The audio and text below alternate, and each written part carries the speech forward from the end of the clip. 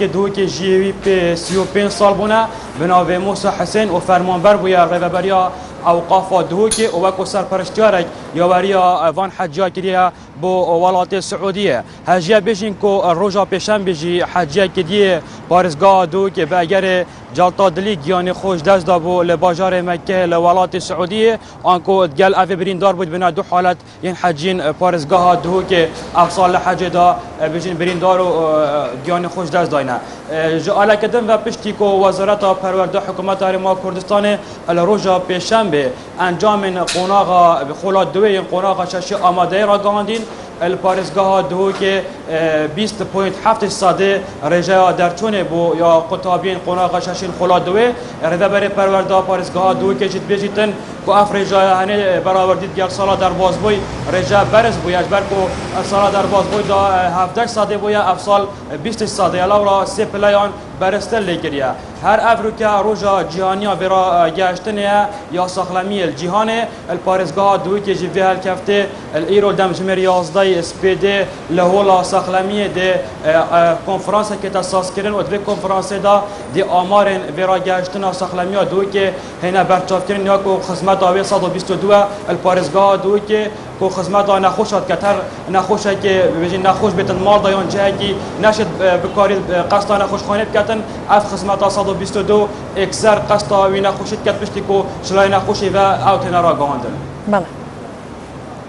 بەڵێ بێوار حلمی پامنێرمان لا دهۆک لەگەڵ مامبووی سپاس بۆ زانیاریەکانم دەچینە لای ژاڵە محەممەد لە سلێمانی ژاڵا سلااوت لێبێ و زانیاریەکان لە شاری سلێمانی بۆ بینەران باس بکەیت.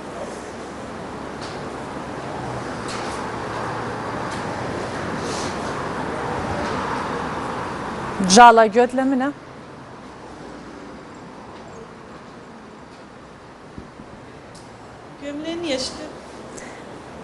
بەڵێ چینە لای وریا دواتر گەڕینەوە لای ژاڵە وریا حەمەکەریم لە هەڵەبجە ڕاستەخۆ لەگەڵمانە وریا سڵاوت لێبێ و زانیاریەکانی شاری هەڵەبجە چییە؟ شەوی ڕابردوو تەرمی ئەو پێشمەرگە شەهیدەی کە لە سنووری داقۆک لەگەڵ محەممەدی حاجی مەحموود سکرتێری حیزبی سۆسیالیست شەهید بوو کە ئەو پێشمەرگەیش کە بە ناوی شەوکەت محەممەد پێشمەرگەی حیزبی سۆسیالیست دیموکراتی کوردستانە شەوی ڕابردوو تەرمەکەی گەیەنراوە سنووری پارێزگای هەڵەبجە لە ناحیەی سیروان بە خاکسپێرەوە هەر هەمان پێشمەرگە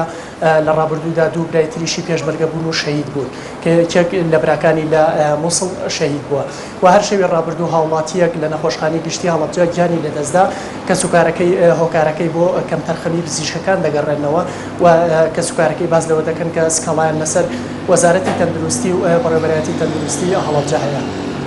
بەهۆی ئەوەی کە پزیشکەکان بەدەمیانەوە نهاتوون زیاتر لە 8 کاتژمێر هیچ پزیشکێک نهاتووە بەدەم نەخۆشەکەیانەوە و ئەمڕۆ کاتژمێر 4 کۆتایی دێ بۆ خولە پەروەردەیی کە خولێکی تۆپی پێیەکە بەڕێوەبەرایەتی پەروەردەی هەڵەبجە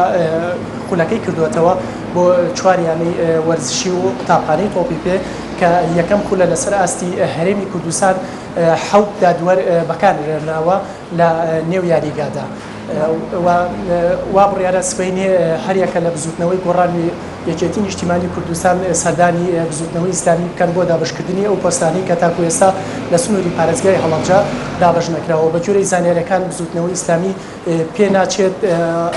ڕازی بێ بەو دابشکاری کە هەردوو لایەن کردووانە چونکە یەک کورسی ئەنجومەنی پارێزگایان بۆ دانەوە و بە جۆرەی زانیاریەکان دوای کۆبوونەوەی یەکێتی بزوتنەوەی گۆڕان لەگەڵ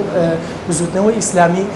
هەر چوارلایەنی بزوتنەوەی ئیسلامی پارتی دیموکرات یەکگرتووی ئیسلامی کۆمەڵی ئیسلامی کۆبوونەوەی کە هاوبەش دەکەن و دواتر لەگەڵ بزوتنەوەی گۆڕان و یەکێتی نیشتیمانی کوردستان لەگەڵ هەریەکە لە حیزبی سۆسیالیست دیموکرات و حیزبی شوعیست کۆبوونەوەیکی هاوبەشی سەرجەم لایەنە سیاسیەکان لە سنووری پارێزگای هەڵەبجە بەڕێوە دەچێت بۆ دابشکردنی ئەو پۆستانەی کە تاکو ئێستا لە سنووری پارێزگاکە دابش نەکراوە ئەمە زانیاریەکان ئەمڕۆ لە سنووری پارێزگای هەڵەبجە. بەڵێ وریا حەمەکەریم پامنێرمان لە هەڵەبجە سپاس بۆ زانیاریەکانە چێن لای فاروق عومەر لە زاخۆ فاروق سڵاوت لێبێ و زانیاریەکان لە زاخۆ چییە و بەتایبەت بابەتی سنووری برایم خەلیل کە لە ماوەی چەند ڕۆژی ڕابردوودا چەند جارێک داخرا و کرایەوە بەڕووی هاوڵاتیان و هەروەها ئۆتۆمبیلە بار هەڵگرەکانە لە ئێستادا نوێترین زانیاری لەسەر ئەو بابەتە چییە؟ دیاره پنج روزان دری ابراهیم خلیل و دری خابور لالی ترکیه بتنی نوع آن پنج روزان چند جره کن بوده من دمکی و چند دمجمره کن دنابرا دو بو سه دمجمره کن ده ها تفکرن اوج بو اگر کو هجمار کازاف یا حوالاتی انسراست هرم کردستان و عراقی جی لبر دری گمرک ابراهیم خلیل دمان و لبن داوکرنا دری دمان و د ناوا گوراپانا بردری کمالگاه داجی رادزان و دیسانجی هنگ جوان وگریانو هنگ جوانانجی جبرکو دخواستن بریا دری درباز ببن بودم درش لوی درمان پشتاجی خانیشاندان جالی شوفر مرهگرا و ها تکرن لی ج دوهی دم جمیر یکی سپیده و حتی کو جبریا نیف دم جمری جی ما پیوندی دیگر یک جسر پرشتن کمالگاه ابراهیم خلیل که دری به وکیلی مایا آنکو جی دوی دم جمری کو حتی نه دری هر دو دری وکیلینه و حوالاتی جی دکارن بریا دری ابراهیم خلیل در باز ترکیه بن و الگوری پیزانیر مجلس دتری 3000 کسان حتی نه جی دوهی و در باز بینه و دیسان زیادتری 2000 اتومبیل بارها گرجی در باز بینه لی هاتن جالی ترکیه بتنی اتومبیل بچوکن و تی پیش بینی کرن او شوفرین کو جبریان نها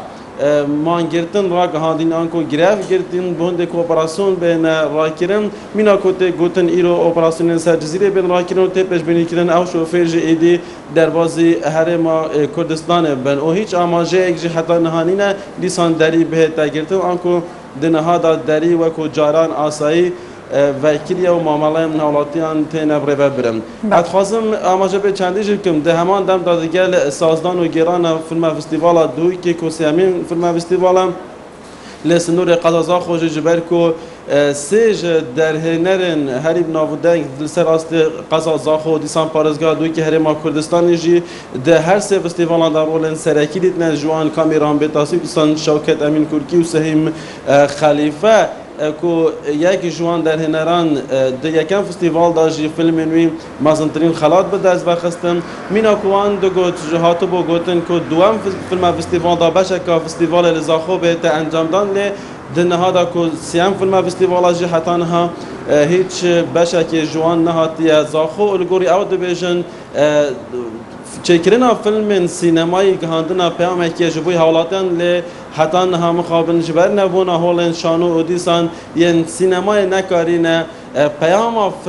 پیام خبری فیلم سینمایی بگهن حالاتیان و حتی نه له نیزیبونه جدنا بران و حالاتیان دا چه نباید تنل سراست فستیوال نافخا و در و چندین بجداری که نو چندین خلات به دست خواستنم البته که در ببر گشتی روشنبیری هنری آماده به چندید که تیتا پیش بینی کردن که دم به دا فستیوال میوزیک به زاخو به تدان جبر کو زاخو به شهر هنری تیتا ناس کردن و 20 مهیجی فستیوال کلتوری لآمیدی بیت انجام دان و دیسانجی نوروز و یک فستیوال آخری بیت انجام دان و داخواست هولن شانو و سینمای شرزاخوات یکرن حتی نها برسوان نهات یادن بله فاروق عمر پیامنرمان لازاخو لگلمان بوی سپاس بو زانیاریکانه اچین لای جالا محمد لسلیمانی جالا سلاود لیبی و زانیاریکان لسلیمانی چیه؟ بله بیانی تو بینرانی نافیج باشتر سارا لسه داوک روزی شمال لشار سلیمانی لدوینی لدوای او سرکوتنانی که للاین هستی پیشمرگو لناوچهی کرکوک بدست هاد بالام پولیک پیشمرگه بریندار و هر واشهی دیشی لکوتو او بریندارانی که هنرانو شار سلیمانی نخوشخانه فریا کوتن دوینه شو که زیاتر لچوارده کس ابون و برینکانیان سوق بو برابری تندرستی شار سلیمانی جایگیان که لسه دا لجر چاودریان او برینارانی که دوێنێ لە دوور دەرەنجامی ئەو سەرکەوتنەی کە هێزەکانی پێشمەرگە بەدەستیان هێنا لە ناوچەی کەرکووکە ئەگەر باسێک لە گرفتی کارگەکانی بازیان بکەین وەکو گرفتی ژینگە کە لەو ناوچەیە هەیە تاکو ئێستاش کە هاوڵاتیانی ئەو ناوچەیە نیگەرانن لە ژینگەی بازیان بە حکمیەوەی کە ئەو کارگانە تاکو ئێستا مەرجەکانی تەندروستیان لەو ناوچانە تا ئاستێک پێڕەو نەکردووە هەر بۆیە زۆربەی ئەو کەسانەی کە لە ناوچانەدان ماڵ و حاڵی خۆیان بەجێ شۆڕیان کردوێتە شاری سلێمانی بەڕێوەبەرایەتی ئاوی شاری سلێمانی ڕایگەاند کە ئەو زیادە ڕەویانەی کە لە شاری سلێمانی و هەروەها دەوروبەری سلێمانی هەیە پەرێستندوە بە تایبەت لە دروستکردنی باخ لەلایەن هاوڵاتیانەوە و ئەوانیش وەکو ئەو بڕیارەی کە لە لای خۆیان یان داویانەوە ڕیان گەیاندووە کە بڕیار وایە لە ئەمڕۆ بە دواوە دەست بکەن بە بڕینی کارەبای ئەو باخانەی کە بە شێوازی زیادەڕەوی لە ئەو ناوچانە بە تایبەت کە نەسوورە و تانجەڕۆ و مێرگەپان و چەند ناوچەیەکی تر هەیە و بڕیاریانداوە لە دەوروبەری کە نەسوورەوە دەست بە بڕینی کارەبای ئەو باخانە بکەن کە بە زیادەڕەوی دروستکراون. باسێک لە کەشوهەوای شاری سلێمانی بکەین. پلەکانی گەرما ڕووی لە بەرزبوونەوە کردووە و ئەمڕۆ پلەکانی گەرما لە شاری سلێمانی زیاتر لە 42 پلەی سەدیە کە ئەمەش تا ئاسێ گەرمای بەدوای خۆی داهێناوە. سارا گرفتی گەنمی جوتیاران هەیە کە بە نیگەرانی ئەوە ئەکەوێتەوە کە وەکو هەموو ساڵێک گەنمی جوتیاران بەهۆی بارانبارینەوە زیانی بەرکەوێت و ئەمەش تا ئێستا نیگەرانی لای هاوڵاتیان دروستکرۆ. گرفتی سایلۆ لە هەرێمی کوردستان بە تایبەت لە پارێزگای سلێمانیش وەکو ساڵانی ڕابردوو بەردەوامی هەیە و نیگەرانن لە ئەوەی کە گەنمی جوتیاران ئەم ساڵیش بەهۆی بارانبارینەوە زیانی بەرکەوێت. ژینگە پارێزانی شاری سلێمانی و هەروە کۆمەڵێ لە ڕێکخراوەکان دەستیان کرۆ بە پاکوخاوێنی ناو شاری سلێمانی و ئەم پارێزگاریکردن یان پاکوخاوێنیان ئەو ژینگە پارێزانەوە لە دوێنەوە دەستی پێکرۆ بڕیار وایە ئەمڕۆژ بە هەمان شێوە بەردەوامی هەبێ. ئەم ساتە دوایین زانیاریەکە لە بەدەستی ئێمە گەیشتووە سارا. بەڵێ ژاڵە محەممەد پامێرمان لە سلێمانی ڕاستەخۆ لەگەڵمان بوو. سپاس بۆ زانیاریەکانە چێن لای ئەیاس عەبدوڵڵا لە شاری هەولێر لەگەڵمانە. ئەیاس بەیانیت باش و زانیاریەکان لە شاری هەولێر چییە بۆ بینەران باسی بکەین؟ بەڵێ ساراخان سپێدەهاوایشی باش دیارە لە باژێرە هەولێرێ کۆ vespedezî gencekê serxweş li taxê hevalan çek destî da bûye piştî çek destî da bûye şer gel kesekê û paşî çekib karîne û ser taxê hevalan havetiye piştî amadebûna polîsan li wî cihê ku wî serxweşî çekib karînaya lêbelê çi کار دیگر نکردن و نهایت گرتن و او سرخوشی ریا خود شده و اوش با جه نگرانی خلق تاخ حوالان لباجر حولره هر وسط سار خان افرو ساعت ده و نیوی ساعت کاجمر ده و نیف لبرانبر چایخانه مچکو و هندک چالاکوان به هندک کرن لسر روژا جهانی فریاگوزاری که هندک چالاکوان فریاگوزاری به هند پیشکش کردن بو باجر حولره هر وسط دوهی روژا جمعه لباجر بازار کفن فروشان چندین ولاتین باجر حول قصداوی بازاری کردن که هندک مال و ثروت خوی کفن برنوره و فروشتن دا که بوی پاره قصد در وی ولاتی بکن که گلک جوالاتین حوله افکار کردن که روزن جمعه چندین خلق قصداوی بازاری کن چتکفن کردن و چتکفن جمالات خاطر فروشن که ثروت مال خواهمیت فروشن و بوی پاره قصد در وی ولاتی دکن. بله سارا خان 25 روز بورینه لسر